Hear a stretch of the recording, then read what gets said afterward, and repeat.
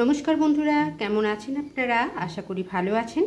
তো আজকে আমি আপনাদের সঙ্গে একটা খুবই চটজলদি, হাতে সময় না থাকলে একটা রেসিপি যেটা তৈরি করে তাড়াতাড়ি আপনারা বাড়িতে কেউ এলে সেটা পরিবেশন করতে পারবেন বা নিজেরাও উপভোগ করতে পারবেন।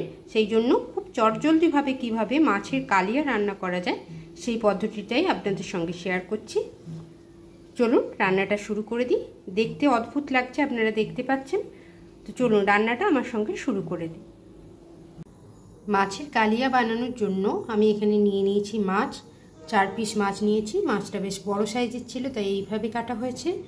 আর এর সঙ্গে নিয়েছি একটি বড় সাইজের পেঁয়াজ, কয়েক কোয়া রসুন, একটু আদা আর টমেটো।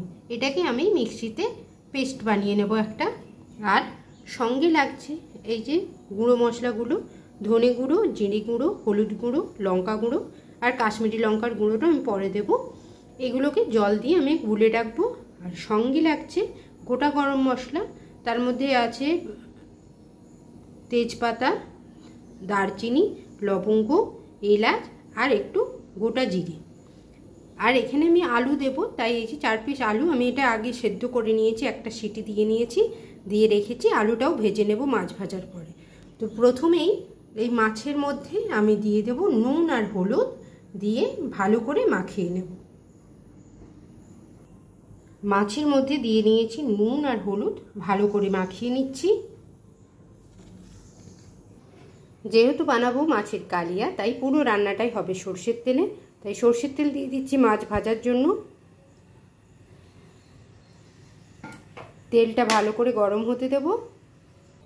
তেলটা ভালো করে গরম হয়ে গেছে, এবার মাছগুলো ভেজে নেব। মাছগুলোকে ঠিক এইভাবে লাল লাল করে ভেজে নিয়েছি, একদম হালকা লাল, খুব বেশি লাল নয়, এইভাবে ভেজে নিয়েছি। তুলে নিচ্ছি আর বাকি মাছগুলো ভেজে নিচ্ছি। বাকি মাছগুলো ঠিক একইভাবে এরকম হালকা লাল করে ভেজে নিচ্ছি। বাকি মাছ দুটো আমার ভাজা হয়ে গেছে, তুলে নিচ্ছি। এবারে এই মাছ ভাজার তেলের মধ্যে যে আলুগুলো কেটে রেখেছিলাম, আলুগুলো একটা সিটি দিয়ে রেখেছিলাম, আলুগুলোকেও আমি ভালো করে ভেজে নিচ্ছি। নুন আর হলুদ দিয়ে ভেজে নিচ্ছি। আলুগুলোকেও একদম সুন্দর লাল লাল করে ভেজে নিয়েছি। আলুগুলোকেও এবার তুলে নিচ্ছি। যে তেলটা আছে ওর মধ্যেই আমি দিয়ে দিচ্ছি গোটা জিরে, দারচিনি, এলাচ, লবঙ্গ আর একটি তেজপাতা। আপনারা চাইলে আর একটু বেশি পরিমাণ তেল দিতে পারেন। তো আমি যেহেতু একটু কম তেলেই রান্না করা পছন্দ করি, তাই তেলের পরিমাণটা আপনাদের কম লাগতে পারে। আপনারা চাইলে আর একটু তেলও দিয়ে দিতে পারেন, এর মধ্যে সর্ষের তেল অ্যাড করতে পারেন। তো প্রথমে ফোড়নগুলো একটু ভেজে নিচ্ছি।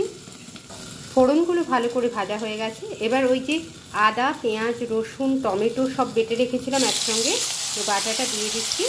এবারে ভালো করে কষানোর পালা।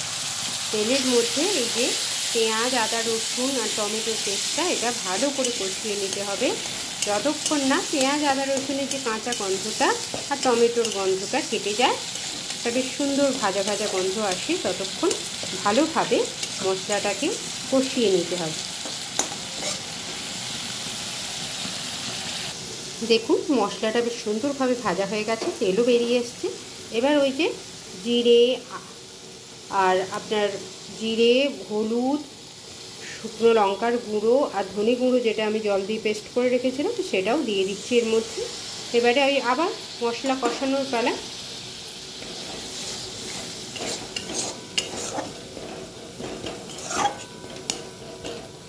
ভালো করে আবার মশলাটাকে কষিয়ে নেব। আর এই মশলা কষানোর সময়ই কালারের জন্য দিয়ে দিচ্ছি কাশ্মীরি লঙ্কার গুঁড়ো, কালারটা যাতে সুন্দর আসে দেখতে, তাই দিয়ে দিচ্ছি কাশ্মীরি লঙ্কার গুঁড়ো। মিশিয়ে নেব আর মশলাটাকে ভালো করে কষাতে দেব যতক্ষণ না তেল বেরিয়ে আসছে, ততক্ষণ ভালো করে মশলাটাকে কষিয়ে নেব।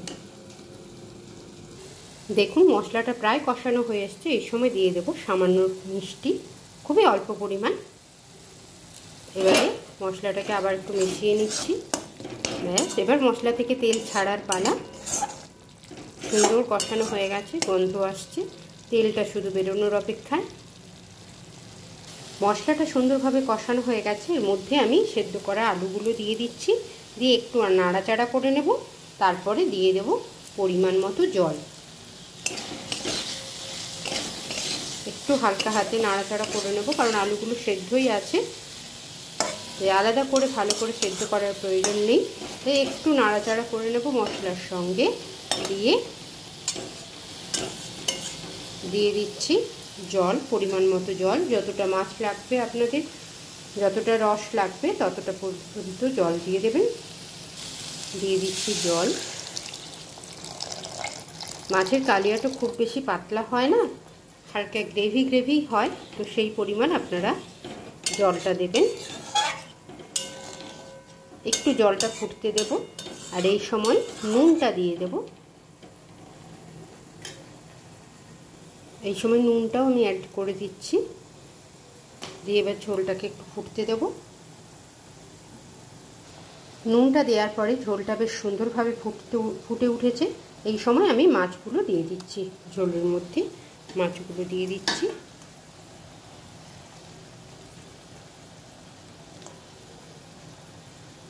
একবার মিশিয়ে দেওয়া, দিয়ে মাছগুলোকে ঝোলের মধ্যে ভালো করে ফুটতে দেব, যাতে সমস্ত মশলা আর